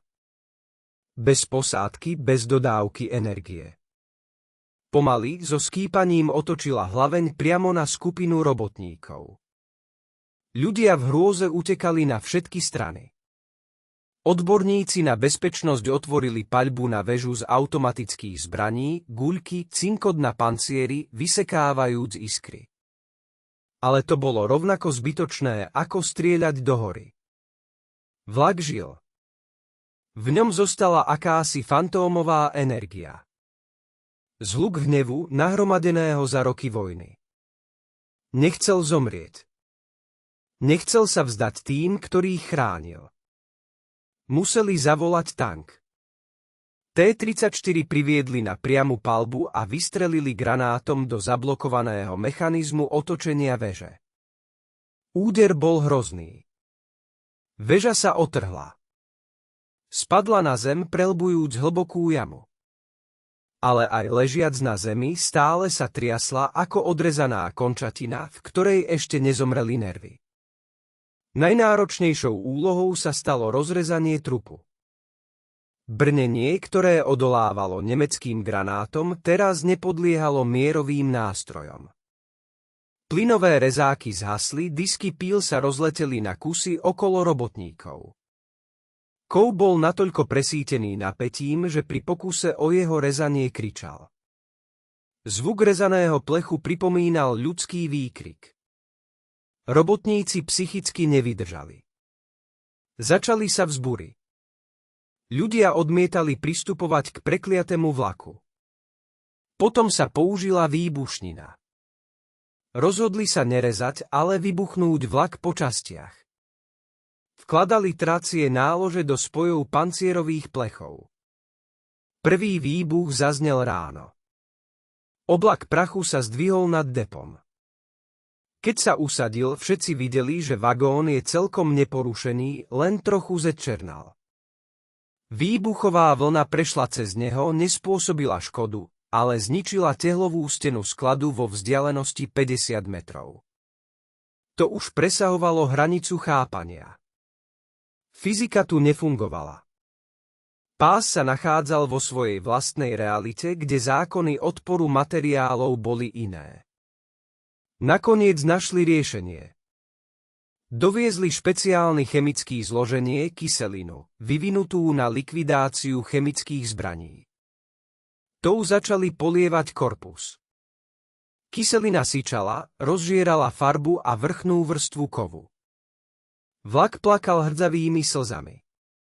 Proces prebiehal pomaly, mučivo. Týždne robotníci vrstvu po vrstve odstraňovali brnenie, premieňajúc hrdého giganta na kostru. A ako brnenie mizlo, zmizla aj anomália. Hučanie utíchlo, chlad ustúpil, vlak umieral. Vzdával sa, chápiac, že jeho čas uplynul. Ale aj v rozobranom stave, v hromadách šrotu, zostával nebezpečný. Dozimetre vedľa týchto hromád ukazovali zvláštne skoky pozadia. Raz nula, raz smrteľná dávka. Tento kov sa nemohol prelievať spolu s bežným. Zahrabali ho. Áno, nepočuli ste zle. Pancierový vlak Ilia Muromec čiastočne zahrabali ako radioaktívny odpad. V hlbokých šachtách zaliali betónom. Kde sa nachádzajú tieto hroby, je štátne tajomstvo, ale parný stroj zostavili. Lokomotívne srdce vlaku sa rozhodli zachovať ako pamiatku. Očistili ho, natreli na slávnostnú čiernu farbu s červenými kolesami a umiestnili na večnú stálu v parku Murama. Zdalo by sa, že ide o dôstojný koniec. Hrdinovia na dôchodku, deti nosia kvety, veteráni plačú. Ale aj tu mystika neskončila. Strážcovia parku rozprávali, že v noci parný stroj dýcha, z chladnej rúry vychádza takmer nepostrehnuteľný dym. V ohnisku, kde nie je ani gram uhlia, niekedy vzplanú karmínové odlesky a v kabíne strojníka, hermeticky uzavretej, občas zažiari slabé svetlo. Miestni obyvatelia sa snažia neprechádzať v parku po polnoci. Hovoria, že ak si priložíte ucho k koľajniciam, na ktorých stojí pamiatka, môžete počuť vzdialený zvuk bitky, výkriky posádky a rachot výbuchov. Parný stroj funguje ako anténa, prijímajúca signály z minulosti, z toho 44. roku, keď bol kráľom vojny. V 60. rokoch sa stala udalosť, ktorá takmer stála kariéru prvého tajomníka obvodného výboru. Počas osláv Dňa víťazstva kladli k parnému stroju Vance, hrala hudba, prednášali sa prejavy. A zrazu v okamihu ticha parný stroj zaznel. Hlasný, dlhý, zúrivý zvuk, od ktorého holuby vzlietli zo všetkých strán a ruky veteránov sa začali triasť. Nikto nebol v kabíne. Parový kotol neexistoval. Rúry boli prestrihnuté. Odkiaľ sa vzal ten zvuk? Komisia hľadala skryté reproduktory výtržníkov s magnetofónmi? Nič. Oficiálne oznámili, že to bol únik pary na susednej teplárni, ale všetci poznali pravdu. Ilia Múromec salutoval svojim padlým druhom. Pamätal si ich a chcel, aby si na nich živí pamätali. Po tomto incidente obmedzili prístup k pamätníku, postavili plot a vnútro parného vlaku vyplnili betónom, aby úplne stíchol. Ale príbehy nemožno zalievať betónom. V 70. rokoch, keď sa začala éra uvoľnenia a vesmírneho pretekania, záujem o technológie Muromca opäť vzplanul. Ruskí vedci hľadali spôsoby ochrany kozmických lodí pred radiáciou a meteoritmi. Niekto si spomenul na zvláštnu obranu vlaku, na jej odolnosť voči extrémnym zaťaženiam. V archívoch vytiahli spis číslo 762 a zistili, že kľúčové stránky, ktoré popisovali zloženie zliatiny a konštrukciu tlmičov vibrácií, sú vytrhnuté. Kto to urobil? Nemeckí špióni alebo naše tajné služby, ktoré zametajú stopy? Začalo sa nové vyšetrovanie. KGB sa snažila nájsť tých inžinierov, ktorí stavali vlak. Ukázalo sa, že väčšina z nich už nie je naživé a tí, ktorí žijú, mlčia. Boja sa hovoriť aj po 30 rokoch. Jeden starček, bývalý hlavný metalurg depa, na výsluchu povedal len jednu vetu: tento kov sme nevynašli. Našli sme ho. Dali nám ho. Kto dal? Odkiaľ? Starček zomrel na infarkt priamo v kancelárii vyšetrovateľa, aniž by odhalil tajomstvo. Objavila sa verzia, že pri stavbe obrneného vlaku použili kov z tumuského meteorit. Bláznovstvo.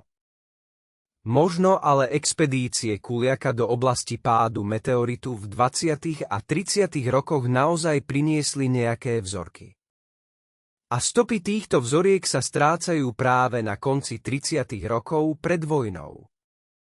Ak predpokladáme, že ruskí vedci dokázali vyrobiť z nebeského kovu niekoľko ton obrany a použili ho na experimentálny vlak, mnohé anomálie nachádzajú vysvetlenie, neuveriteľná pevnosť, zvláštne žiarenie a vplyv na čas. Meteoritové železo, ktoré prešlo cez kozmický chlad a plazmu atmosféry, mohlo mať vlastnosti, ktoré sú nedostupné zemským materiálom.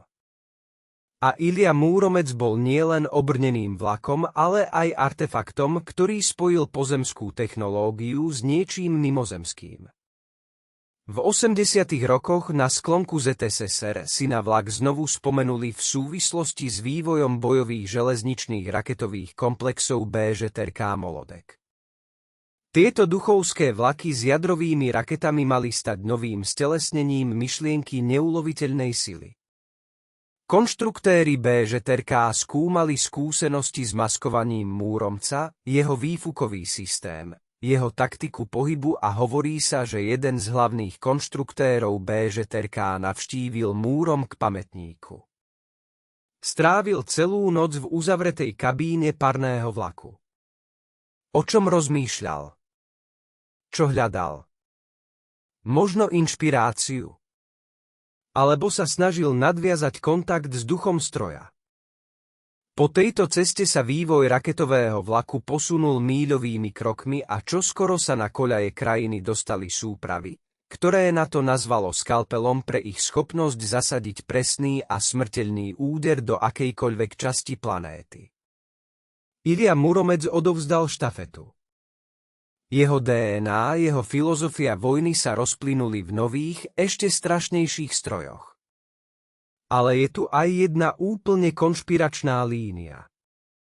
V časoch perestrojky sa v novinách objavovali články o zlate strany a tajných archívoch DLUV. Novinári odhaľovali príbehy o tom, že pred samotným rozpadom zväzu bola časť tajných dokumentov a cenností vyvezená neznámym smerom a údajne na to použili obnovený vozeň Ilju Muromca, ten istý, ktorý sa im nepodarilo zničiť a schovali ho na cintoríne. Čo ak ho vytiahli? Čo ak je znova v prevádzke, ale teraz vozí nie náboje, ale tajomstvá umierajúcej ríše? Svedkovia hovorili o čiernom voze bez okien, ktorý videli pripnutý k bežným nákladným vlakom, idúcim na Ural alebo do Sibíry. Vozeň, ktorý nie je uvedený v žiadnej preprave. Vozeň, z ktorého vyžaruje chlad a strach. Možno Ilja Muromec stále cestuje po nekonečných železniciach Ruska. Večný pútnik, strážca tajomstiev, ktoré sú príliš nebezpečné na to, aby ich poznali, a príliš cenné na to, aby ich zničili. Pozeráme sa na staré čierno-biele fotografie. Tváre bojovníkov, úsmevy, harmonika, klobúk s kašou. Vyzerajú ako obyčajní ľudia, ale v ich očiach, ak sa pozriete bližšie, je tieň. Tieň toho, čo videli za hranicou bežného boja. Boli prvými stalkermi, ktorí vstúpili do zóny anomálie. Odomkli draka, ale drak zmenil ich samých. A keď hovoríme, nikto nie je zabudnutý, nič nie je zabudnuté, musíme pamätať nielen na hrdinstvo, ale aj na tú cenu, ktorú museli zaplatiť za dotyk s neznámym. Ilja Muromec bol viac než zbraň. Bol experimentom, ktorý sa vymkol z kontroly, ale ktorý zachránil krajinu. A možno niekde v paralelnej vetve reality stále uháňa cez horiaci les, zasievajúc hrôzu do srdca nepriateľov. Večný strážca, ktorý nikdy nespí. V 90. rokoch, keď sa zrútil železný záves, do Ruska prúdili západní výskumníci. Zaujímalo ich všetko, archívy KGB, tajomstvá Gulagu, tajné zbrane. Dopracovali sa aj k histórii Ilju Muromca. Nemecký historik Günther Wald strávil 10 rokov snažením obnoviť obraz bitky pri Kovelí. Našiel potomkov posádky Adolfa Hitlera a v jednom z súkromných archívov v Argentíne objavil list nemeckého dôstojníka, ktorý zázrakom nemal šťastie na tú osudovú plavbu. V liste dôstojník píše svojmu bratovi: náš vlak neprináša len bomby, my vezieme kopie osudu. Führer verí, že ak prinesieme tento artefakt na front, Rusi ubehnú. Ale bojím sa, táto vec je prekliatá. Vyžaduje obete. Kopie osudu. Mýtická relikvia, ktorou podľa legendy prebodli Krista. Hitler bol posadnutý okultizmom. Ak predpokladáme, že v tom olovenom kontajneri bolo presne ono, potom je jasné, prečo bola bitka taká zvláštna. Stretli sa nie len dve autá, stretli sa dve sily. Mystika Tretieho ríše a hnev sovietskeho národa, stelesnený v kovových súčiastkách Muranka. A sovietská oceľ sa ukázala byť silnejšia ako prastará mágia, no kontakt s artefaktom zanechal stopy. Ilja Muromec porazil draka, ale sám sa stal trochu drakom. Zvláštna okolnosť. Pri reštaurovaní parného vlaku v 1909 roku pracovníci otvorili obloženie v kabíne strojvodcu a našli tam zamurovanú ikonu. Ikonu Ilju Muromca, svätého vojaka. Bola čierna od sadzí, ale jeho tvár bola jasná. Kto ju tam položil? Politruci by za to boli zastrelení. To znamená, že to spravili sami pracovníci pri stavbe, vložili do stroja dušu doslova. Osvetlili tento tank na koľajniciach, čím vytvorili mocný talizman. A možno práve táto viera, duchovná ochrana, a nie hrúbka ocele, chránila vlak pred priamymi zásahmi. Nemci strieľali do kovu, ale zásahovali do viery. A vieru je nemožné preniknúť. Tento nález mnohé vysvetlil, ale aj položil nové otázky. Ako sa spojil komunistický ateizmus a hlboká religiozita v srdciach týchto ľudí? Na vojne nie sú ateisti. A Ilia Muromec sa stal chrámom na kolesách, kde sa modlili nie slovami, ale granátmi, a kde kôprova slúžila dymová rúra. História sa blíži k svojmu miléniu. 2000 rok. Svet sa zmenil. Digitálne technológie, internet, globalizácia. Staré legendy sa zdajú byť naivnými rozprávkami. Ale občas v odľahlých kútoch internetu na fórach DJ-ov a hľadačov dobrodružstiev vyplávajú fotografie, rozmazané, nejasné, urobené mobilom v noci. Na nich sú opustené slepé uličky v siberijskej tajge. A v týchto uličkách stojí zvláštny vagón. Nerezavý, na ňom nie sú grafity, tráva okolo neho nerastie. A ak zväčšíte foto, na boku môžete rozlíšiť polozmazané číslo 762. Falošný fotob alebo naozaj čaká. Čaká, kedy sa svet znova ocitne na okraji priepasti a bude musieť opäť rozprúdiť pary, aby sa postavil na ochranu posledného hranice. Veď hrdinovia neumierajú, oni sa len odkladajú do rezervy na požiadanie. A kto vie, možno zajtra znova počujeme jeho trúbenie, od ktorého sa zem zatrasie a krv v žilách nepriateľov stuhne. Kýmkoľvek bol.